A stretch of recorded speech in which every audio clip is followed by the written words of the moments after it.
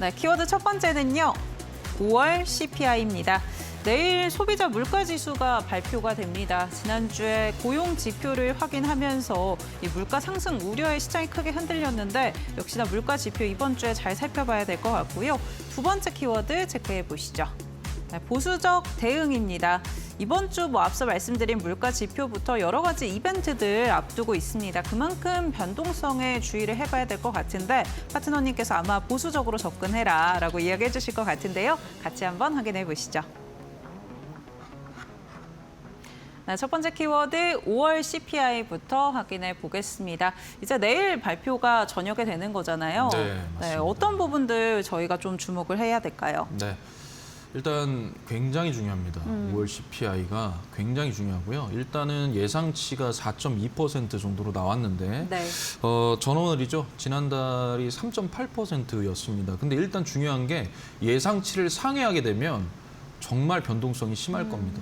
근데 지금 뭐 여러 가지 보도들은 뭐 이런 식으로 뭐 아닐 수도 있다, 예상치를 하회할 수도 있다, 뭐 이런 얘기도 나오긴 하지만 일단 내일 5월 CPI 소비자 물가 지수가 엄청나게 금리 인상에 대한 부분으로 연결되기 때문에 이 부분 우리가 조금 봐야 된다. 왜냐하면 최근에 우리가 이제 환율도 올라가고 전방위적으로 또 유가가 또 진정이 안 되면서 또 이스라엘과 이란이 또 한번 붙고 막 여러 가지 어제도 그랬지 않았습니까? 네. 근데 또 다행히 좀 또 좋은 얘기가 중재를 네. 또 트럼프 대통령이 좀 급한 것 같아요.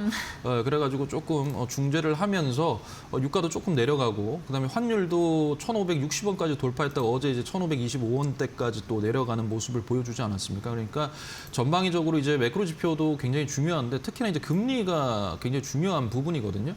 CPI가 높게 나오면 내일입니다. 모레죠. 네. 11일 목요일에는 또 PPI 생산자 물가 지수가 연이어서 또 발표가 돼요. 그러면 소비자 물가 지수가 높으면요. 생산자 물가 지수도 높을 수밖에 없습니다. 그러면 이게 결국에는 금리 인상에 대한 연준의 기조가 거의 뭐 확정된다라고도 볼 수가 있습니다. 왜냐하면 일단 선행이잖아요. 그러니까 12월 달을 놓고 봤을 때 41%예요. 금리 인상의 기조가 네. 확률이. 그러면 일단은 뭐 올해 안에 금리 인상은 한번 할 것이다. 금리 인상 한번 할 것이다라는 얘기는 분명히 지금 현재 나오고 있는 거고요. 그다음에 이런 부분들을 봤을 때 우리나라의 매크로 지표에도 큰 영향을 줄 수가 있는 부분이거든요. 우리나라도 어찌됐든 한국은행에서 9월에는 뭐 금리 인상 네. 한번 얘기가 나온다라고 또 말씀을 또 하시지 않았습니까? 그러니까 그런 부분들로 봤을 때 CPI 지수를 보고 해도 늦지가 않다. 그러니까 조금 보수적으로 움직여야 된다. 오늘 이게 뭐 예를 들어서 조금 올려준 거가 또 내일은 또 빠질 수도 있는 거예요. 그만큼 변동성이 심한 장세이기 때문에 여러분들께서 조금 분할 매수 대응을 하는데 종목 수는 느리지 마시고 지금 현재 본인이 가지고 있는 어차피 좀 많이 물리셨을 거 아닙니까? 지금 최근에. 그러면 본인의 종목을 어떻게 대응할 것인지를 먼저 생각하셔야 되고요. 추후에 진입입니다. 그러니까 네. 일단 내 종목을 어떻게 케어를 할 거냐. 이게 굉장히 중요하다. 그러니까 CPI 지수 꼭 확인을 하셨으면 좋겠습니다.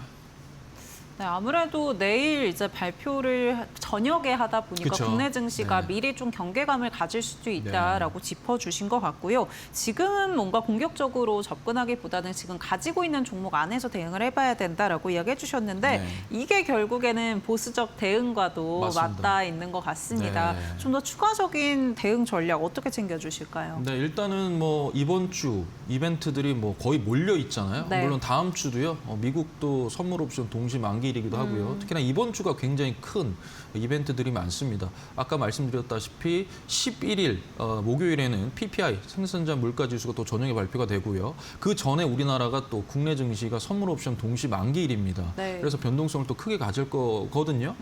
그리고 또 12일에는 또 스페이스 X가 나스닥에 또 상장을 하지 않습니까? 그리고 네. 또 월드컵 또 개최도 있어요. 그러네요. 여러 가지 이벤트들이 이번 주에 굉장히 많습니다. 근데 이제 일단 월드컵을 잠시 뒤로 미루고 보더라도 전반적인 시장 상황에서 수급이 굉장히 이게 지금 변동성이 심하기 때문에 어디에서 차익 실현해서 이게 또 스페이스 X로 갈지를 모르고요.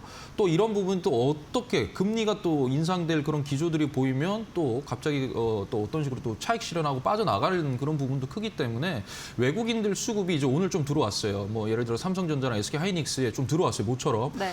그러면 이게 이제 계속적으로 들어오는가도 굉장히 중요합니다. 그래서 일단은 이번 주에 이벤트들이 많기 때문에 이거 사실 이거 다 끝나고 어느 정도 일정 다 끝나고 다음 주에 사실 들어가셔도 전혀 문제가 없습니다. 무작정 따라 들어가는 거 절대 옳지 않다고 저는 생각을 하고요. 지금 이제 어느 정도 높은 위치에 있기 때문에 여러분들도 이제 한번 밀 때 우리나라 증시 그냥 뭐 3%, 4% 이렇게 밀지 않습니다. 한번 밀 때 6%, 7% 이렇게 밀어버리기 때문에 그때 이제 공포가 또 생기기 때문에 여러분들께서 이러한 일정 이벤트들 잘 파악하시고 좀 접근하셨으면 좋겠습니다. 네.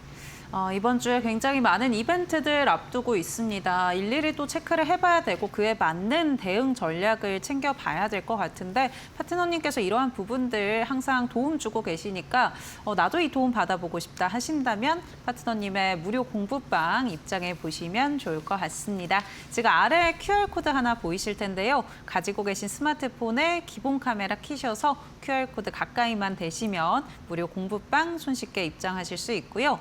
QR코드 이용하는 게 좀 번거롭다 하신다면 문자 통해서도 가능합니다. 유료 문자 100원에 번호 샵 3772번으로 정필승 보내주시면 저희가 함께하는 방법 안내해드리고 있으니까요. 편한 방법 통해서 정필승 파트너님의 조언 받아보시면 좋을 것 같고요. 오늘 저희 방송 끝난 이후에 오후 5시부터 온라인 또 공개 방송도 진행이 됩니다. 저희 이어서 히든 종목도 살펴보겠지만 종목에 대한 전략들, 가격 전략까지 같이 받아보시면 좋을 것 같고요. 매일 오전에 무료 공개 방송도 진행해주고 계시니까 봉장 개시 전에 좀 어떻게 오늘 시장 대응을 해봐야 될까 투자 전략도 같이 한번 세워보시면 좋을 것 같습니다. 네, 그렇다면 내일 장에서는 또 어떤 종목 담아볼 수 있을지 뒤에 이어서 살펴보도록 하겠습니다.